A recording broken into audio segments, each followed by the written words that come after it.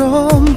আজীৱন তোমাতেই ৰম মোৰ কেঁচাকৈ কলিজাত তোমাকে আঁকি থম মৰম অভিমান সামৰি লৈ ভাল পাওঁ বুলি ক'লেই মই দুখতো সুখী হ'ম